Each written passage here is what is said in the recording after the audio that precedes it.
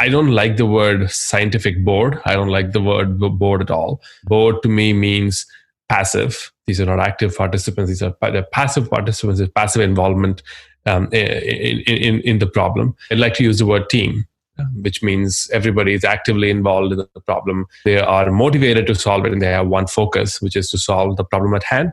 In this case, find a treatment for this kid. My name is Kevin Fryert. My 30-year career at Pfizer gave me the chance to learn about the many facets of drug discovery and development.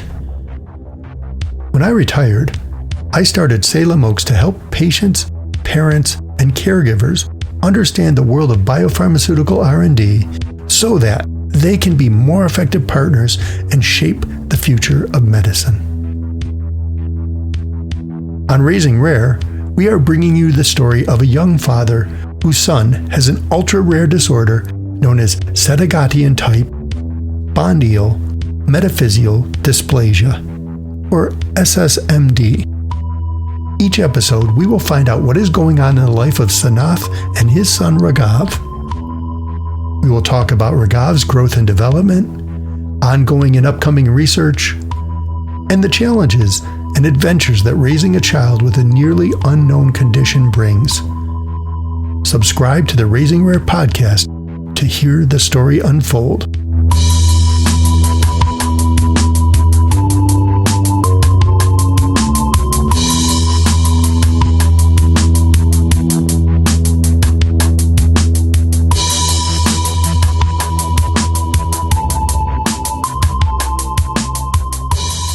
On today's episode, Sanath and I discuss the conference that he and Ramya organized in March of 2020. The conference was extremely productive and inspiring. However, it was held just as the country was starting to learn about the spread of the coronavirus, at that time in Seattle. In part one of our discussion, we talk about the purpose of the conference, the challenge of switching to an online format, and the high-level takeaways. In a later episode, we will dig deeper into the output of the conference and how it is shaping the roadmap to a treatment or cure for baby Raghav. So I got to congratulate you on a great conference last week, Sanath. It was very informative and very interesting to listen to all those experts wrestling with this problem that's your life now. But I have to ask you, why a conference? I think one of the fears that I had going in was that this would end up becoming a 8-hour long, boring, dragging session that nobody really wants to sit through. But it turned out to be a really productive, very exciting, high energy session. I'm glad it turned out to be that way. Why a conference is definitely a good question. As I mentioned a while ago, I don't like the word scientific board. I don't like the word board at all. Board to me means passive. These are not active participants. They're passive participants. It's passive involvement in the problem. I'd like to use the word team, which means everybody is actively involved in the problem. They are motivated to solve it, and they have one focus, which is to solve the problem at hand. In this case, find a treatment for this kid. When you have a team, especially a team of people that some of them have not met each other. Some of them don't even know each other's names. They work in different areas. So their primary job is focusing either on, say, mouse models or cell models or biochemistry. They work on different fields that they don't really think about other fields. But when I call it as a team, what brings them together is the fact that they can work together. So we needed a mechanism for us to form the team. Several weeks ago, I had sent out an email to everybody in the team saying, we have officially formed the science team. Here's everybody on the list, and explained why have we formed a team and what are we doing to kind of bring them together. And the conference was a mechanism for us to bring the science team together. Again, if you just bring them together and say, go to Bermuda and have fun, they're not going to work together as a team. We do want them to work on the problem. And the best way to work on the problem is to come up with a roadmap for developing a therapy for this disease. We've already made a lot of progress in identifying the first initial steps of the roadmap, sort of repurposing existing drugs, discovering markers for this disease and stuff like that, and building animal models. What I have come to realize is that the outcome is a product of the people involved. And initially, I was the only person building this roadmap, which means the outcome was my outcome. But the team, who are more experts in this problem, they have much deeper understanding, need to be involved to create the roadmap, and so they can feel invested in it, and they can feel motivated enough to solve the problem as we go forward. And obviously, they are way more better. They're experts here. They're much better at solving the problem than I do, which is why we said, let's put together a conference, and the focus of the conference is finding a roadmap. I think that was brilliant to put together, because the energy that those people showed was clear. They were trying to work together, and I don't know how many of them knew each other beforehand, but you would never know that they didn't know each other. They jumped right in. This was right in the midst of the COVID ramp up. And I was so excited to come out to Seattle and meet you guys. And then you had to shift from a face-to-face to a virtual. Can you tell us about that process and that decision and how it changed what happened? A plan never sticks to a plan. It always changes. We had been preparing for this conference since January, actually possibly December. And we'd set a date. We had blocked all the key people's calendars. We had identified a location, a nice venue in Seattle. We had even planned for a networking dinner on the evening. We had invited several local biotech leaders and entrepreneurs here to come and join for the dinner. So it was going to be a day full of energy, networking, and obviously science. And then COVID happened. Before even we realized that COVID was happening, people started emailing us saying, their institution might have a policy against travels pretty soon. And in hindsight, I was sort of naive, and I thought COVID is just a spark that would die down soon. But it turned out to be a wildfire that just kept spreading and spreading. Right around that time, Raga was in the hospital for respiratory problems because he got cold. This is what happens with the rare disease kid. If we don't manage the symptoms better, they end up in the hospital, which is, again, a reminder why COVID is such a big deal. And so all of this happened at the same time, and we basically didn't have any time to react to moving the conference virtual. But we eventually, got things settled at home, and we spent some time figuring out what a virtual format will look like. By the time we decided to move this to virtual, we already had the agenda set, the plan set. Dr. David Feigenbaum was giving the keynote. But fortunately, he said he couldn't travel. He was going to do it via Zoom. Several other members of the team said they couldn't travel. They had other plans. So they were going to join via Zoom. So it sort of made it nice that way that we could move the conference online.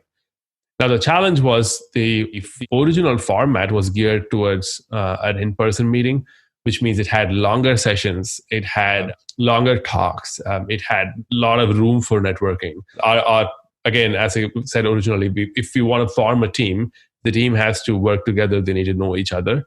Networking is the best way for them to know each other, and a lot of gaps in the agenda for networking was injected before. Now, in an online setting, I don't think anybody would have the energy to sit beyond like an hour and a half worth of a meeting, right? Most certainly, I have never been able to pay attention to more than an hour and a half worth of online meeting ever. So one of the principles we decided was no session would be longer than an hour and a half. The longest, I think, was 2 hours, but there was a little break in between. We also have to accommodate time zones. There is the East Coast and the West Coast. Breakfast in the West Coast is lunch in the East Coast. So we had to make accommodations for that. We also had to make sometimes some time adjustments for actual networking and like bio breaks and stuff. And turned out the breaks were a great opportunity for us to kind of run the previous session into without delaying the whole conference. So we were able to sort of finish the conference, or start the conference on time and finish the conference on time. And almost every session, except the first couple, went according to plans.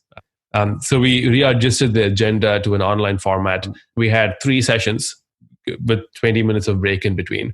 So what do you think you learned from having to change on the fly? Kind of big picture, what did you learn? It's hard for people to focus. And I think in hindsight, I would have stuck with this format for the in-person as well. it gave such a small time. It gave just a small time for people to focus on. So they would focus on it. And if you had a longer session, a longer meeting, people would lose track. They would look at the emails and stuff like that. So shorter, smaller sessions are better.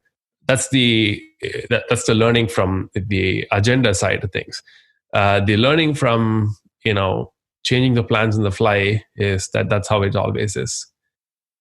That's just how it always is. I don't think any plan sticks to a plan. We are used to changing plans on the fly now, and this was no big deal for us. Yeah, like they say, every boxer has a fight plan until the first punch lands on him. So how do you think the attendees reacted to this? I received a lot of emails after the conference was over. As always, I sent thank you emails to every single person after the conference, and I received responses back. A couple of themes emerged. People said it was inspiring, and another group of people said it was productive. So inspiring and productive are definitely two strong words to describe a conference, and I think it was definitely successful. So let's talk about it a bit. But before we get into details, I just want to know from like the headlines of this, what were the biggest takeaways for you? The first biggest takeaway was experts are really good at what they do, and once you start the right light the right fire, they start coming up with ideas like you cannot imagine. But that was the biggest takeaway. That's the key. That's one of the key takeaways there. The second one is obviously we decided that exon skipping antisense oligonucleotide drugs will not work for this disease. We made several decisions through the day. A lot of those decisions were decisive. What I mean by that is, people generally tend to throw out ideas as, oh, maybe we could try this, or maybe we could try this drug, or maybe we could try this supplement, or this assay, or whatever, right? It's usually one person suggesting an idea, and it's dropped to the floor. In this case, when someone suggests an idea, another person would pick it up and elaborate on it. Another person would give feedback. And in a few minutes, an idea became a decision, and it was decisive. People would +1 the decision at the end. And I had communicated upfront from the beginning that this is a conference where we are making decisions on the roadmap, and not a conference where we are talking. At the end of this day, not so much the intellectual side, what were you and Ramya feeling? Relieved. I think relief is the feeling. So leading up to the conference for the last 3 weeks, we had been dealing with a lot of crisis after crisis. Raga was in the hospital for a week, and then we came back home, and our contractor for the new house, things didn't go well there. We were nearly going to be kicked out of our current apartment because our lease was ending, and we didn't have a new place to stay in. And Raghav got sick again, and COVID happened, and then we moved, and the conference happened. So day after day, week after week, it was nonstop, 24/7 work, and dealing with a crisis after another, most of which we had no control over. And right after the conference, just given how productive and high energy it was, we had to execute. We had a timeline on. It's all done. Like, we basically are back into our normal life now. That's just how it felt. And then we went for a drive, because COVID doesn't allow anybody to go. we can't do anything but go for a drive. So let's break down the meeting a bit. There was a keynote followed by 3 scientific sessions. They were relatively short, hour and a half each. And there was enough break time for people to go stretch their legs and come back with focus. The keynote was given by David Feigenbaum from the University of Pennsylvania. Why did you want David to speak? The whole conference structure, agenda, the keynote is all stemming from this one purpose that I had for the conference, which is to create the team. The team existed virtually on paper as a list of people, but they don't until you work together, you don't form as a team. And for a group of people to work together, they need a cultural thread that binds them. They need a culture. I don't have the time to, have all these experts sit together in one room and spend 3 or 8 months on solving a problem and build a culture over time. I don't have that much amount of time. All I have is 8 hours at that time, right? The fastest way I could create a culture was to explain what I am feeling like. And I think if every researcher, clinician, industry partners, if every person understands what a parent like me goes through when their kid has a rare disease, I think they will automatically get the culture that I want. And David Feigenbaum, unbeknownst to me, a lot of my roadmap, a lot of my approaches are fundamentally shaped by his framework that he has put together. And I actually realized that during the keynote, when I reflected upon his framework and when I reflected upon my work, a lot of what I'm doing has been kind of sort of stemming from his work, which is fantastic. And so I wanted David to explain his story, rescue himself of going through the struggle, and his story of how, he had to step in himself to save him, that nobody else would do it. He's great because he can tie in the emotional aspects with the scientific aspects, and he can sort of weave a story around it, which is very important. So that's why I wanted David to give the keynote. And it was pretty clear when I was thinking about who should be keynoting this conference. It was I wouldn't have anybody but David to do that. He set the stage very nicely, and his story sets the stage very nicely just as it unfolds. And the energy he puts into it, the positive energy that comes from him, knowing that he's fighting himself every single day, and you wouldn't know it looking at him.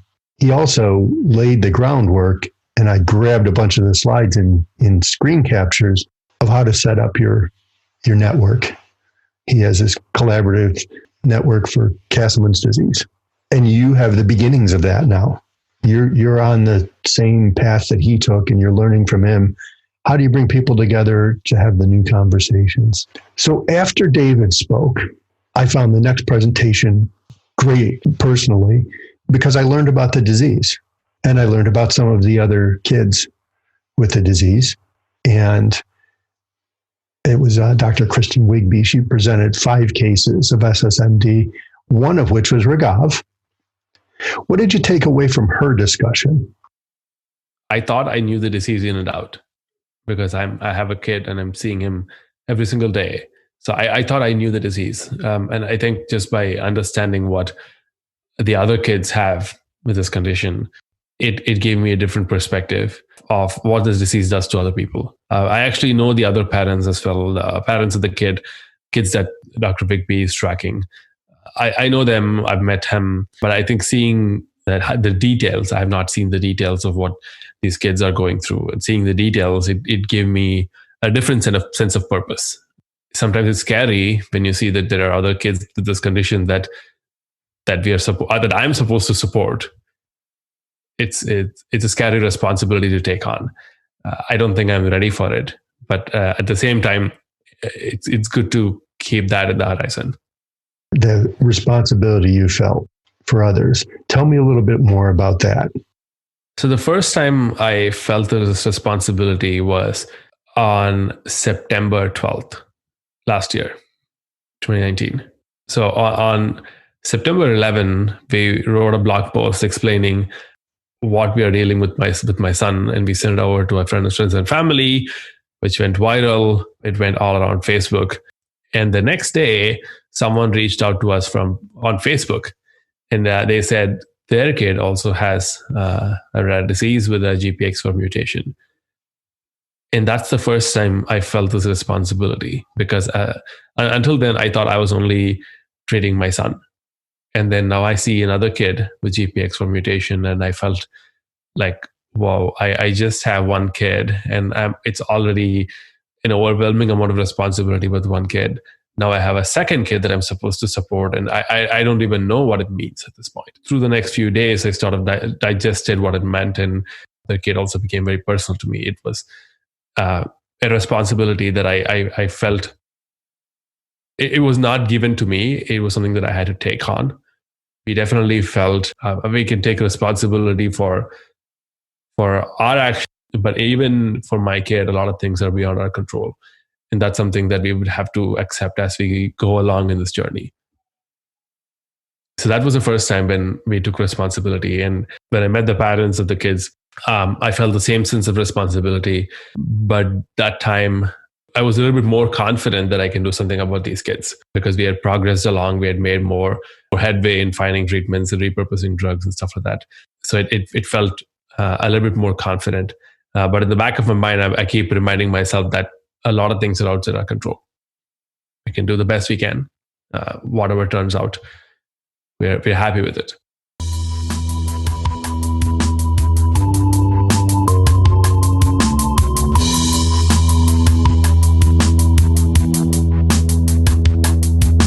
On our next episode of Raising Rare, Ramya will join Sanath and I as we explore the challenges of everyday life raising a child with a rare disease.